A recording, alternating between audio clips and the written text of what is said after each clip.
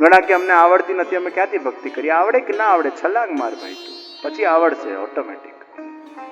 એક ભાઈ દરિયામાં તરવા ગયો, સ્વિમિંગ પુલમાં તરવા ગયો, એટલે પેલા તરવા વાળાએ એને જોરથી ધક્કો મારી દીધો, પાણીમાં પડ્યો, ખૂ ખૂ ખૂ ખૂ ખૂ ખૂ કરતો બહાર નીકળ્યો અને કેવા લાગ્યો તરવા વાળાને, ઈશ્વરના સોગંદ, ભગવાનના સોગંદ, જ્યાં સુધી મને બરાબર તરતા નહીં આવડે પાણીમાં પગ નહીં મૂકો. પેલો તરવા વાળો કે ભલા માણસ, તરવું હોય તો પાણીમાં કૂદવું તો પડે ને, તો ક્યાં હવાઈ જહાજમાં શીખશે તરવા? પોતાના બેડરૂમમાં શીખશે? તારે તરતા શીખવું, છલાંગ તો મારવી પડે ને ભાઈ. એમ ભક્તિના અંદર પણ તરતા આવડે કે ના આવડે, એકવાર છલાંગ મારો પછી તરતા તરતા જે ભક્તિ આવડી જતી હોય છે. જ્ઞાન હજી ભણી શકાય, કર્મ હજી જાણી શકાય, ભક્તિ ભણાતી નથી.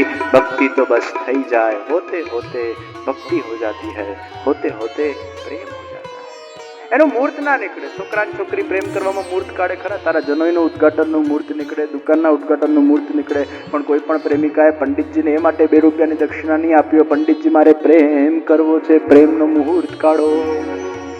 પ્રેમના મૂર્ત ના નીકળે ભાઈ, ભક્તિના મૂર્ત ના નીકળે. મૂર્ત વગર પ્રેમ થાય છે, મૂર્ત વગર ભક્તિ થાય છે. જો હો જાતા है वो प्रेम है, जो हो जाती है वो भक्ति है. સ્નાન કરીને ધોતી વસ્ત્ર પહેરીને આવ્યા, અષ્ટાક્ષરની નામ દીક્ષા આપી રસખાનજીને ઉપર લઈ જવામાં આવ્યા, અને જ્યાં ટેરાને ખોલવામાં આવ્યું છે ત્યાં રસખાનના નયન ને ભગવાનના નયન વચ્ચેનો અદ્ભુતપૂર્વ મિલાપ થયો છે. પલકો ઝબકી રહી છે, અશ્રુની ધારા વહી રહી છે, ડોલવા લાગ્યો, નાચવા લાગ્યો.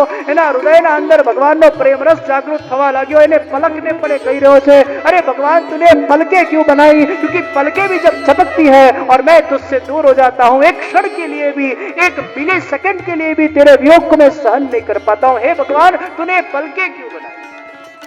એનું હૃદય પ્રેમ રસથી ભરાવા લાગ્યું, ડોલવા લાગ્યો, નાચવા લાગ્યો. મુझे मिल गए मुझे मेरे महबूब, मिल गए मुझे मेरे महबूब. ભગવાને એને સાક્ષાત્કાર કરાવ્યો છે.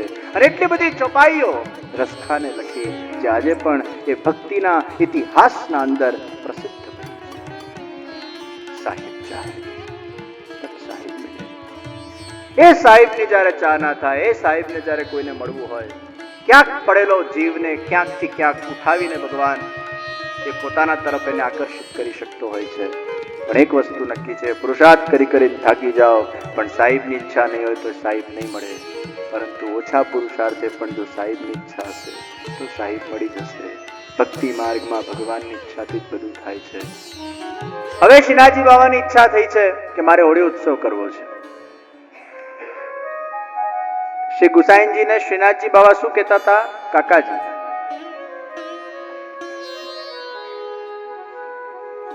ગુસાઈનજીના સૌથી મોટા લાલજી ગિરધરજી. ગુસાઈનજીના 7 લાલજી થયા, જેને પુષ્ટિ માર્ગમાં આપણે 7 ઘર કહીએ છીએ. અને 7 ઘરને જ આપણે સતઘરા કહીએ છીએ. તો મોટા લાલજીનું નામ છે ગિરધરજી. ગુસાઈનજી પ્રવાસ પર હોય એટલે ગિરધરજી ઠાકોરજીની સેવા કરે. એ ગિરધરજીને શ્રીનાથજી શું કહેતા હતા? ગોવર્ધન. તો ગોવર્ધન એમનું હુલામણું નામ હતું. અને પ્રેમથી ગુસાઈનજીને શું કહેતા શ્રીનાથજી? કાકાજી. એ પણ હુલામણું નામ હતું. પ્રેમના અંદર જે નામ છે એ વળી જતું હોય છે. નામમાં ભાર આવે ને પ્રેમ, એટલે નામ આમ વળી જાય. એટલે ચંદ્રેશમાં પ્રેમ આવે તો ચંદુ, અને ભદ્રેશમાં પ્રેમ આવે તો ભદ્દુ.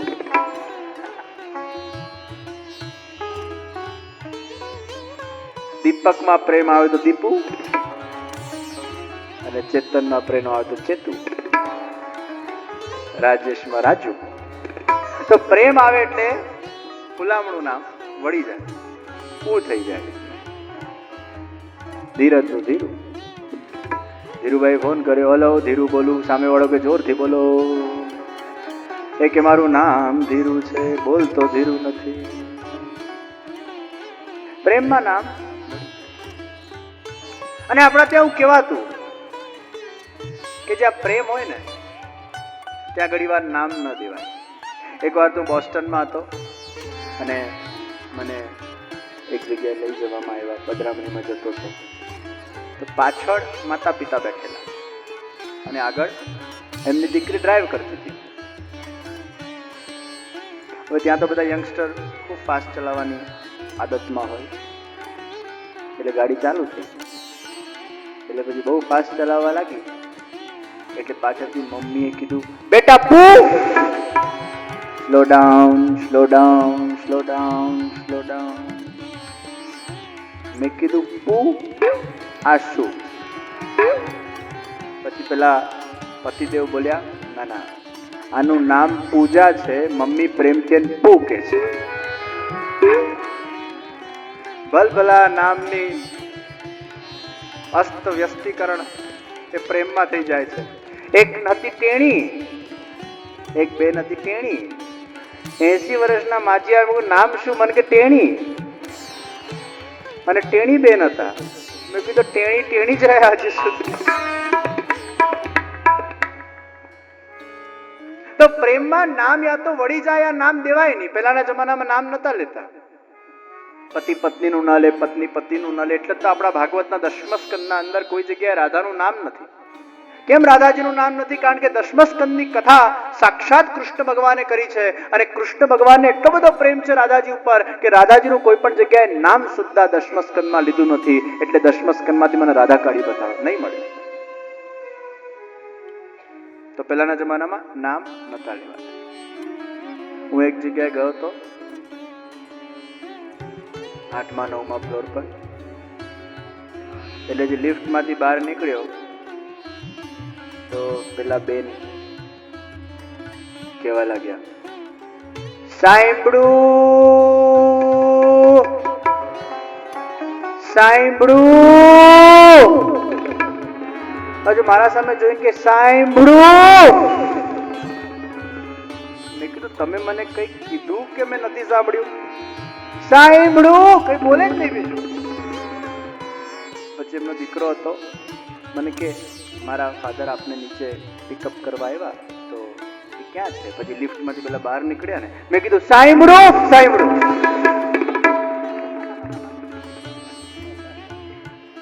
એનું નામ જ સાંભળવું પડી ગયું. તો નામ ન દેવાય એવી આપણા ત્યાં ગઈ હતી. તો પ્રેમના અંદર નામ. ઘણી વાર ગુજરાતી હિન્દી બોલો ને, હિન્દીનું મર્ડર કરી નાખે. એકવાર ન્યૂઝ ચેનલમાં હું જોતો હતો, તે ગુજરાતી બેનનું ઇન્ટરવ્યુ દીધું. અમારે ઘેર દીપડા ઘૂસ ગયા. હવે દીપડાનું હિન્દી જ ના આવડતું હોય, હિન્દીનું મર્ડર કરી નાખ્યું.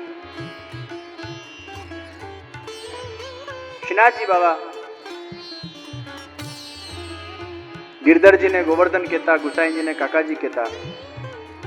श्रीनाथजी बाबा गिरधर जी ने कीधु, अरे गोवर्धन, मैंने सुना है गुसाई जी महाराज ने अपना बहुत सुंदर घर सतघरा में बनाया है और सब लोग वहां साथ में रहते हैं. क्या हमारी वहां पधरामणी नहीं कराओगे? अरे प्रभु, आप सामने से हमारे वहां पधारो, ये तो बहुत बड़ी कृपा होगी. તમે બોલાવો ને ભગવાન આવે એ તો સામાન્ય વાત કહેવાય, પણ ભગવાન સામેથી તમારા ત્યાં પધારે એ બહુ ઉત્તમ વાત કહેવાય. तुम हमें नहीं पधराओगे? गिरधर जी के प्रभु आप हमारे ત્યાં પધારો, એનાથી મોટું સૌભાગ્ય કયું હોઈ શકે? गिरधरजीના આંખમાંથી અશ્રુ આવવા લાગ્યા.